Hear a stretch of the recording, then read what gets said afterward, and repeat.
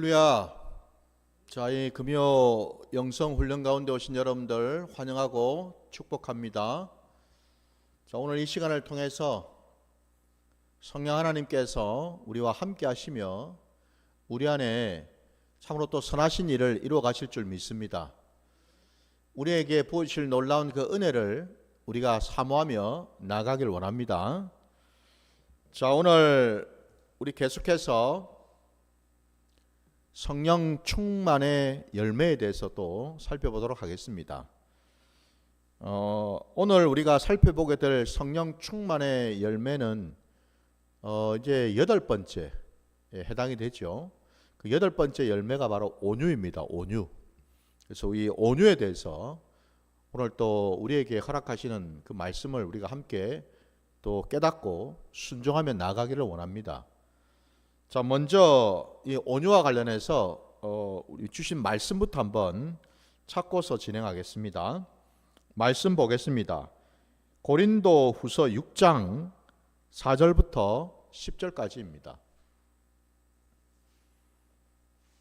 고린도 후서 6장 4절로 10절까지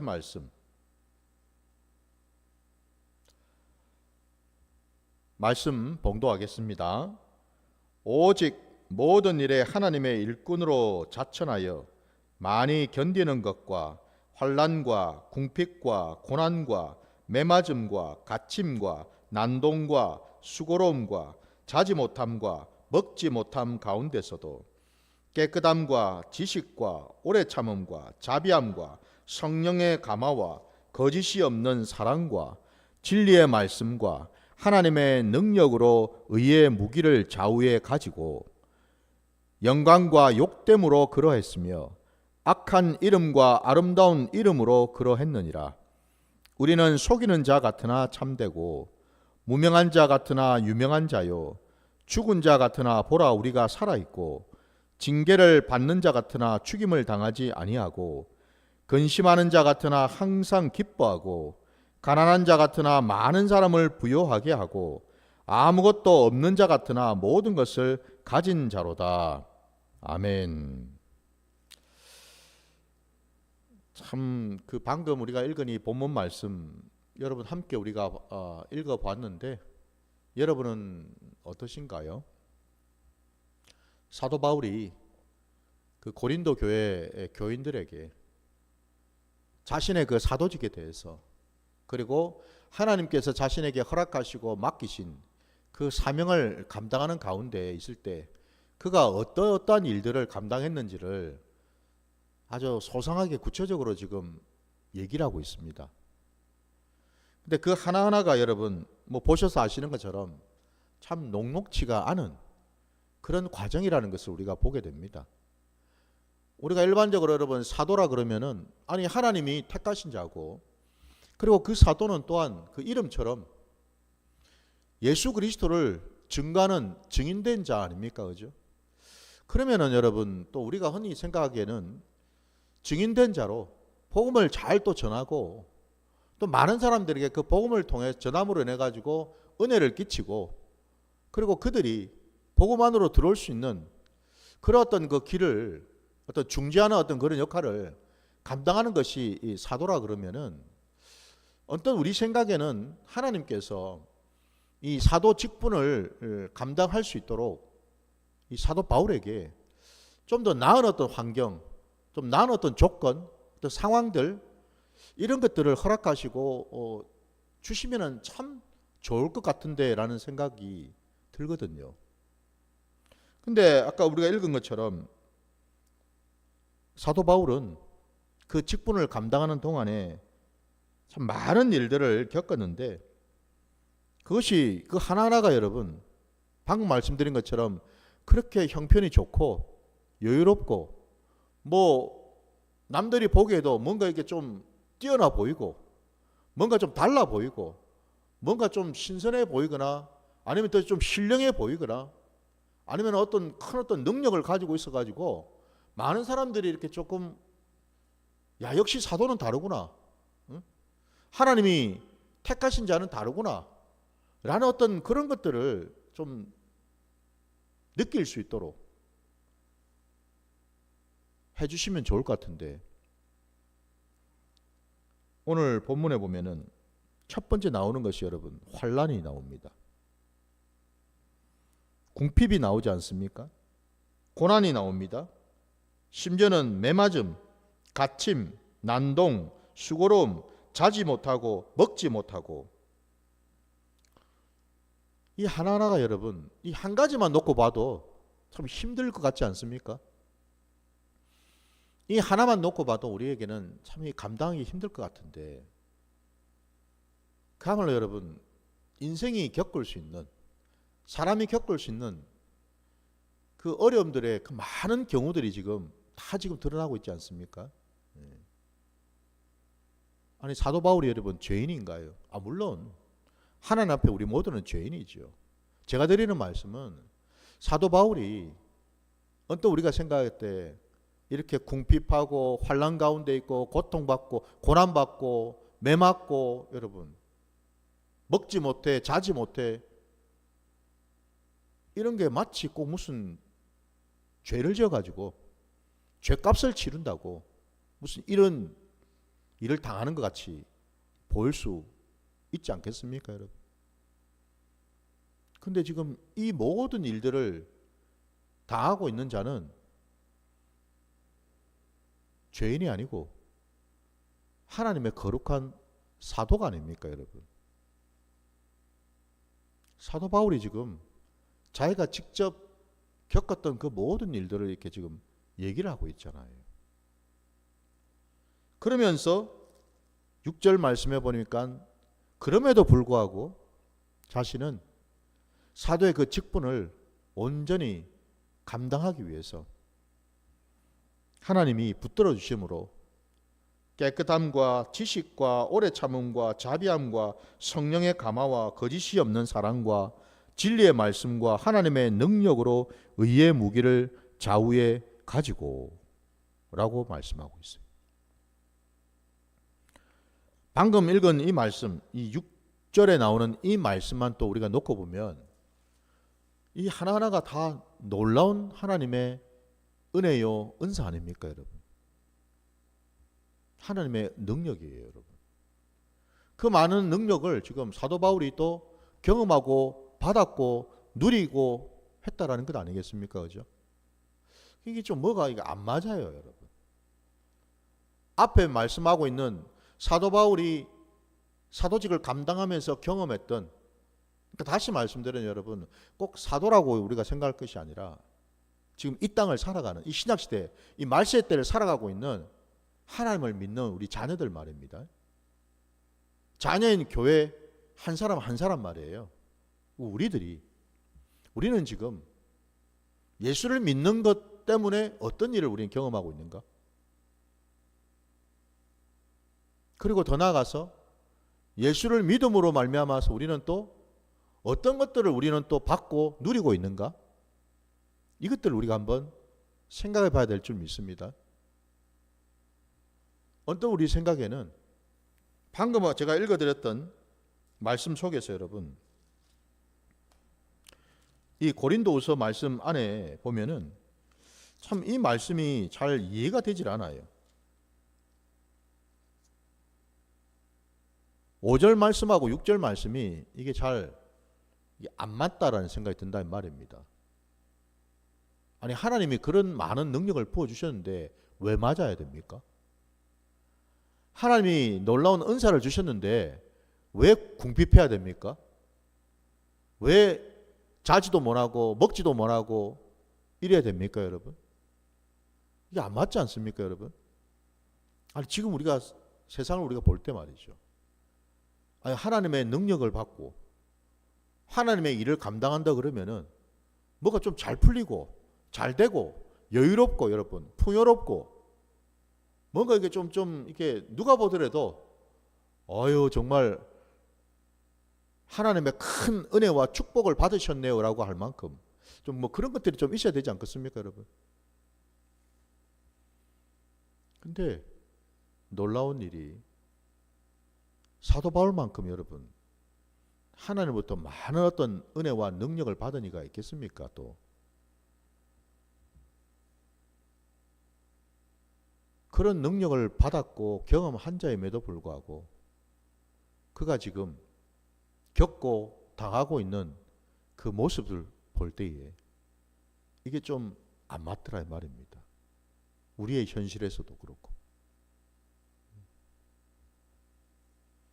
많은 사람이 그러지 않습니까? 하나님의 종이라면서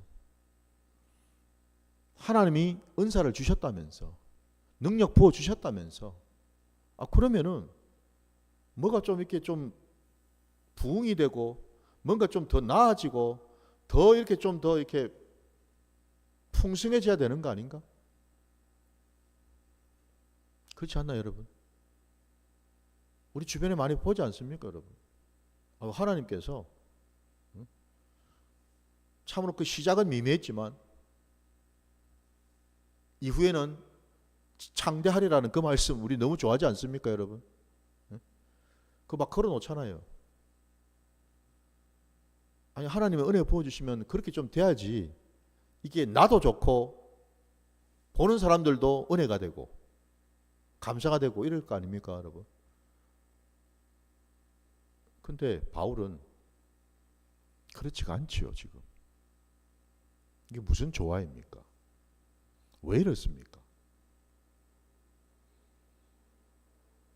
제가 지금 이 온유에 대한 말씀을 하기 앞서서 이렇게 좀 장황할 정도로 사도 바울의 이 사도직에 대해서 좀 말씀을 좀 드리고 있는 이유는요.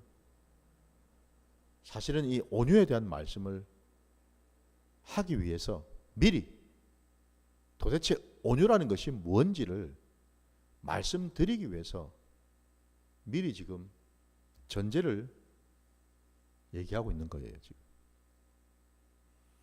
많은 사람들이 온유라 그러면은 흔히들 생각할 때 온유하면 여러분 뭐가 딱 먼저 떠오릅니까? 뭔가 좀 부드럽고 그죠? 뭔가 좀 너그럽고 뭔가 좀 평안하고 뭔가 좀 이렇게 좀 형통하고 이런 것들이 좀 떠오르지 않습니까? 그죠? 온유 그러면은 굉장히 부드럽잖아요. 온유하니까. 전혀 틀린 얘기는 물론 아니죠. 굉장히 좀 관대하고 뭔가 그죠? 뭐가 나지 아니하고 뭔가 이게 두루뭉술하면서 뭔가 좀 관대하고 뭔가 이게 좀 품어주는 같은 그런 어떤 느낌? 온유하면은 이런 것들이 참 떠오르지 않습니까, 여러분? 근데 놀랍게도 사도 바울이 경험하고 있는 온유는 그렇게 않더라는 거죠. 이걸 볼 때에 우리가 일반적으로 상식적으로 생각하고 있는 그 온유하고는 많이 좀 다르다라는 것을 알 수 있습니다. 성경에서 말씀하고 있는 그 온유가 말이죠, 여러분. 물론 여러분 제가 누차 말씀드리지만은 이 온유라는 것도 우리 안에는 원래 없었던 것이죠. 성령님이 우리와 함께 하시면서 우리가 성령의 기름 부음을 받고 성령 충만해져 가지고 우리가 변화를 경험할 때에 내 안에 자연스럽게 부어지는 하나님의 놀라운 열매지요. 온유도 마찬가지죠, 여러분. 온유도 하나님의 성품이었고 하나님의 속성 가운데 하나 아닙니까, 여러분? 그럼 우리 예수님께서 분명히 당신을 가르쳐서 말씀하셨잖아요. 수고하고 무거운 짐진 자들아 다 내게로 오라. 내가 너를 쉬게 하리라. 그러시면서 하신 말씀이 나는 마음이 어떻다고 하셨죠? 온유하고 겸손하니 내게 와서 배우라 말씀하셨거든요. 우리 주님께서 직접 말씀하셨습니다. 나는 온유한 자라고. 맞죠? 우리 주님은 참으로 온유하신 분입니다. 뿐만 아니라 또 여러분 주님께서 많은 사람들 앞에서 팔복에 대한 말씀을 하셨을 때에 그 팔복 가운데에 온유가 있지 않습니까, 여러분? 그죠? 온유한 자는 복이 있나니? 이미 말씀하셨죠? 복되도다 온유한 심령을 가진 자여. 그가 어떻다고 말씀하셨습니까? 땅을 기업으로 받을 것입니다. 말씀하셨죠? 온유한 자가 땅을 기업으로 받는다라는 말씀하셨는데 거기서 말씀하는 그 땅이 뭔 땅일까요, 여러분? 뭐 강남 땅입니까? 저 무슨 알짜배기 무슨 여러분 그런 땅입니까? 그 땅은 여러분 하나님이 허락하신 천국을 말하죠, 그죠? 천국이잖아요, 천국. 여러분 우리 요한계시록으로 잠시 한번 가보십시오. 요한계시록 21장 1절 2절을 한번 보시기 바랍니다. 요한계시록 21장 1절과 2절 말씀. 또 내가 새하늘과 새 땅을 보니 처음 하늘과 처음 땅이 없어졌고 바다도 다시 있지 않더라. 또 내가 보매 거룩한 성 새 예루살렘이 하나님께로부터 하늘에서 내려오니 그 준비한 것이 신부가 남편을 위하여 단장한 것 같더라. 아멘. 바로 여기 지금 새하늘과 새 땅이 나오죠, 여러분. 여기 땅 말입니다. 더 이상 이 땅은 여러분 죄와 사망이 있는 땅이 아니죠, 그죠? 슬픔이, 병든 것이, 상처가 있는 그런 땅이 아니죠. 눈물이 있는 그런 땅이 아니죠, 그죠? 이 땅이 바로 하나님이 다스리시고 하나님이 함께 하시는 천국이잖아요, 여러분. 그러니까 한마디로 여러분 온유한 자가 받을 그 놀라운 은혜와 복은 천국을 상속받는 것 아닙니까? 하나님의 상속자가 된다 이 말입니다, 여러분. 하나님의 상속자가 된다고요. 하나님이 가지고 계신 모든 은혜와 능력을 받을 수 있는 그런 자격을 가진 자가 될 수 있다라는 뜻이죠, 그죠? 이게 땅을 기업으로 받는다라는 의미잖아요. 누가요? 온유한 자가. 근데 그 온유가 원래부터 우리 안에 있는 게 아니라 그랬죠. 그 온유는 원래 내 안에는 없었어요. 있을 수가 없어요. 우리는 죄인이기 때문에. 그래서 주님이 오셨고요. 주님이 우리를 구원하셨고요. 마침내 우리를 살리셨고요. 우리 죄를 사해 주셨을 뿐만 아니라 이제는 우리로 하여금 하나님의 존귀한 자녀가 되도록 해주셨고 마침내 우리 안에 주님이 와 계시죠. 주님이 지금 함께 하시지 않습니까? 곧 주님이 내 안에 계시고 나와 함께 하신다는 말은 주님의 것이 내 것이 되었다는 뜻이죠. 내가 주님 안에 있지 않습니까? 주님이 내 안에 거하시지 않습니까? 곧 주님 말씀처럼 내 것이 아버지의 것이고 아버지의 것이 내 것이라 하신 그 말씀 그대로 주님의 것이 이제는 우리의 것이 되므로 곧 주님의 성품이 주님의 그 속성이 주님의 그 인격이 우리의 것이 됐다라는 뜻이죠. 그죠? 바로 그 주님의 성품 주님의 그 인격 하나님이 가지고 계셨던 그 귀하고도 신령하고 놀라운 은혜로운 그 온유가 마침내 우리에게 부어졌다라는 뜻이에요, 여러분. 그래서 우리가 이제는 뭐예요? 온유한 자가 될 수 있는 거지요. 믿으십니까? 아멘이죠, 여러분. 바로 그 점에서 여러분, 이 온유는 오늘 이 사도 바울도 본인 스스로도 고백하고 있는 것처럼 그가 받은 그 모든 것들이 여러분, 그가 경험하고 했던 그 모든 것들이 이게 다 사실은 하나님의 뜻 안에서 이루어진 것들이라는 거예요. 그가 받는 고난도, 매맞음도, 궁핍도 이 모든 것이 하나님의 뜻 안에서 이루어진 것들이라는 거고 이 모든 것이 뭐 사도 바울이 여러분 자기 일하다가 자기 사업하다가 사업에 뭐 실패하고 쫄딱 망해가지고 지금 이런 지경에 지금 빠진 겁니까? 아니죠, 그죠? 그는 사도 아닙니까? 그는 하나님부터 기름 부음 받은 자 아닙니까? 그는 오직 주의 일을 감당하도록 택함을 받은 자 아닙니까? 그죠? 근데 그가 이런 일들을 경험했다라는 말은 글자 그대로 이건 자기 뜻이 아닌 거예요. 자기가 이렇게 된 게 아니라고요. 이건 하나님의 뜻이라는 거죠. 이게 하나님의 계획이라는 겁니다, 여러분.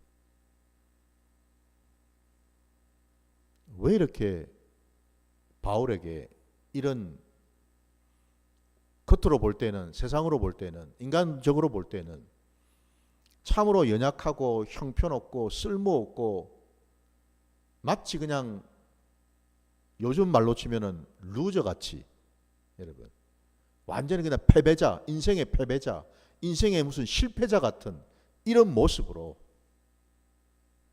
있도록 하나님은 두셨을까? 바울이 고백하지 않습니까?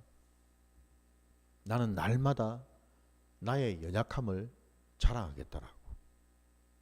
왜요? 주님이 먼저 말씀하셨거든요. 너의 그 약한 가운데 내 능력이 나타난다고 말씀하셨거든요. 이게 정답이거든요. 바울은 깨닫지 않았습니까? 그렇구나. 내 안에 살아계신 주님이 온전히 나타나고 주님의 권세와 능력이 나타나려면 그 반대로 뭐죠? 아, 나는 날마다 나의 연약함과 나의 형편없음을 고백해야 되는 거구나. 깨달은 거 아닙니까, 여러분? 세례 요한도 마찬가지입니다. 그가 예수님 앞에서, 사람들 앞에서 뭐라고 고백하나요? 나는 날마다 쇠해야 하고, 그는, 예수님은, 이 땅에 오신 메시아 그리스도는 날마다 흥해야 한다라고 고백하지 않습니까, 여러분? 바로 이 원리라는 거예요, 여러분. 내가 없어지고 내가 죽을 때에 내 안에 계신 주님이 일하시고 역사하신다라는 뜻이겠지요. 믿으십니까, 여러분? 과연 바울은 이러한 것들을 경험을 했다라는 거예요. 그러면서 그는 묵묵히 인내했고 견뎌냈고 참았고 사도의 직분을 감당했다라는 뜻입니다. 그 속에는 여러분, 바울이 이렇게 온유할 수 있었던 것은, 그래서 오늘 저는 제가 온유에 대한 그 뜻을 말입니다. 먼저 얘기를 할 때에 오늘 이 바울을 우리가 보면서 그 뜻을 우리가 깊이 한번 헤아려 볼 필요가 있다라는 거지요. 온유는 여러분 그냥 타고난 무슨 성품이 그냥 너그럽고 관대하고 부드럽고 그냥 이런 걸 말하는 게 아니다라는 거예요. 온유는 철저하게 자기를 내려놓고 하나님의 뜻, 하나님의 일하심, 하나님의 그 말씀 앞에 온전히 자기를 복종시키는 것. 이게 바로 온유인 줄 믿습니다. 온유는 여러분, 나는 아무것도 할 수 없습니다, 주님. 주님만이 하실 수 있습니다를 고백하는 거 있죠. 그 말은 즉슨 뭐죠? 주님의 선하심, 주님의 능력, 주님의 권세를 믿고 그 주님을 붙들고 소망하고 나아가는 것. 이게 바로 온유라는 겁니다, 여러분. 바울이 이런 공고한 지경에, 힘들고 어려운 지경에 들어갔을 때 자포자기하고 여러분, 낙심하고 좌절하고 넘어지고 여러분, 실족해서 사도직을 포기했나요? 아니죠, 그죠? 그가 이런 가운데에서도 그에게는 소망이 있었다라는 겁니다. 그는 끝까지 주님을 붙들었다라는 겁니다. 주님이 일하실 것을, 주님이 하신 그 약속을 끝까지 붙들고 기대하며 소망하며 때를 기다렸다라는 거예요, 여러분. 이게 온유한 자인 줄 믿습니다. 이게 온유라고요.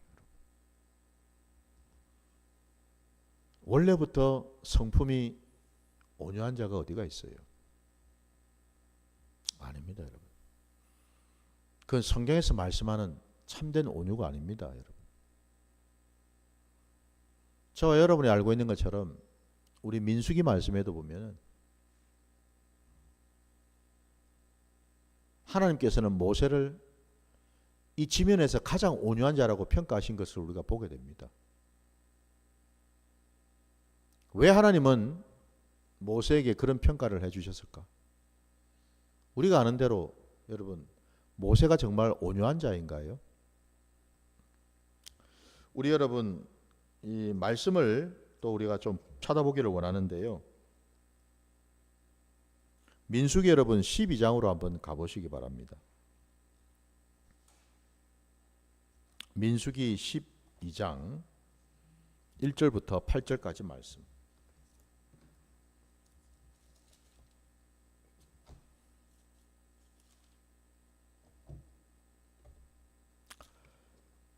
제가 말씀을 봉독하겠습니다. 모세가 구스 여자를 취하였더니 그 구스 여자를 취하였으므로 미리암과 아론이 모세를 비방하니라. 그들이 이르되 여호와께서 모세와만 말씀하셨느냐? 우리와도 말씀하지 아니하셨느냐 하매 여호와께서 이 말을 들으셨더라. 이 사람 모세는 온유함이 지면의 모든 사람보다 더하더라. 여호와께서 갑자기 모세와 아론과 미리암에게 이르시되 너희 세 사람은 회막으로 나오라 하시니 그 세 사람이 나아가매 여호와께서 구름 기둥 가운데로부터 강림하사 장막 문에 서시고 아론과 미리암을 부르시는지라. 그 두 사람이 나아가매 이르시되 내 말을 들으라. 너희 중에 선지자가 있으면 나 여호와가 환상으로 나를 그에게 알리기도 하고 꿈으로 그와 말하기도 하거니와 내 종 모세와는 그렇지 아니하니 그는 내 온 집에 충성함이라. 그와는 내가 대면하여 명백히 말하고 은밀한 말로 하지 아니하며 그는 또 여호와의 형상을 보거늘 너희가 어찌하여 내 종 모세 비방하기를 두려워하지 아니하느냐. 아멘. 왜 이 민수기 말씀을 제가 보자 그랬냐면은 아까 좀 말씀드린 것처럼 하나님은 모세를 이 지면에 이 지구상에 존재하는 모든 인생들 가운데 가장 온유하다라고 평가를 해주셨던데, 그죠? 왜 이런 평가가 나올 수 있었는가? 오늘 이후에 나오는 이 말씀들을 보게 되면 여러분, 아론도 그렇고 미리암도 그렇고 이들은 다 누구예요? 모세와 한 형제지간 아닙니까? 그랬던 그들이 모세가 구스여인을 취했다라는 그 빌미로 그 이유를 들어서 사람들 앞에서 하나님 앞에서 모세를 비방했다라고 말씀하죠. 그죠? 근데 그러고 난 이후에 내용 어디를 봐도 모세가 철기를 부리고 억울하다고 너희가 어찌 나한테 그렇게 말할 수 있느냐라고 말 한마디 하는 것을 볼 수가 없습니다. 그는 잠잠히 하나님의 음성과 하나님의 판단을 기다릴 뿐이었다라는 거예요. 그랬더니 하나님께서 나타나셔서 이 세 사람을 중재를 하고 계십니다. 그러니까 하나님이 판단을 하고 계시다고요. 그 판단이 다른 판단이 아니라 7절 8절 그대로 나온 것처럼 내 종 모세와는 그렇지 아니하니 그는 내 온 집에 충성함이라. 그와는 내가 대면하여 명백히 말하고 은밀한 말로 하지 아니하며 그는 또 여호와의 형상을 보거늘 너희가 어찌하여 내 종 모세 비방하기를 두려워하지 아니하느냐라고. 이게 사람의 말이 아니라 하나님이 직접 그들에게 음성으로 들려주신 말씀이지 않습니까? 이 음성이 들렸을 때 여러분 생각해 보십시오. 상상을 해 보십시오. 미리암과 아론이 어땠을지를요, 여러분. 아니 그들이 그랬잖아요. 모세만 뭐 하나님 만나냐? 우리도 만난다. 모세만 하나님 음성 듣느냐? 우리도 듣는다. 그 말은 모세랑 우리랑 뭐 다를 게 있느냐? 뭐 특별한 게 있느냐? 뭐 잘난 게 있느냐? 그도 우리와 똑같은데. 근데 왜 그가 우리 위에 군림하려 하느냐? 시기질투가 난 거잖아요. 하나님께서 영락없이 그 속을 아시고 찾아오셔서 그들의 악한 그 속을 다 들춰내시고 완전히 그냥 찔러 쪼개버리셨지요. 아주 강한 어조로 책망을 하신 것을 보게 됩니다, 여러분. 이러는 가운데 여러분, 모세를 한번 생각해 보십시오.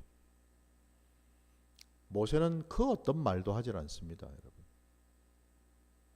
하나님의 일하심을 모세는 잠잠히 기다렸다라는 겁니다. 온유한 자가 여러분, 혈기가 없는 자가 아니에요. 온유한 자가 자기 생각이 없는 자가 아니라고요, 여러분. 온유한 자가 자기 주장이 없는 자가 아니라고요, 여러분. 뭐 온유한 자라 해서 억울한 누명 쓰고 여러분 오해를 받고 이런다고 그냥 덮어두고 그냥 가만히 멍청이 있는 게 아니라고요, 여러분.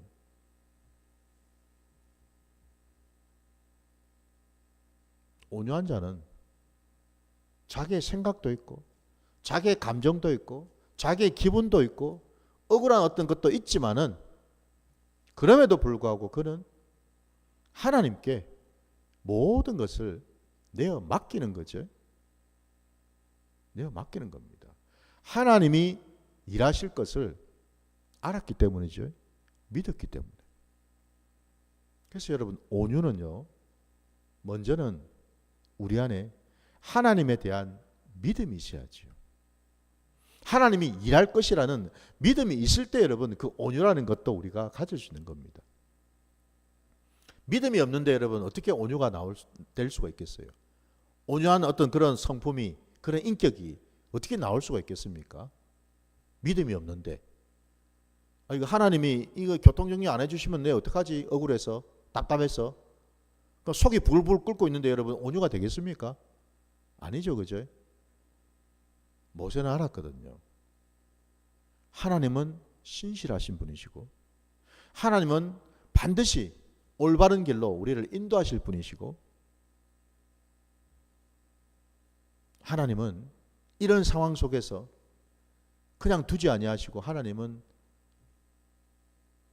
중재자가 되셔서 이 모든 것들을 선악간에 판단하시고 분별하실 분이라는 것을 모세는 믿었거든요. 알았다라는 겁니다. 그래서 그는 잠잠할 수가 있었다라는 사실입니다. 그 믿음대로 하나님은 역사하신 줄 믿습니다.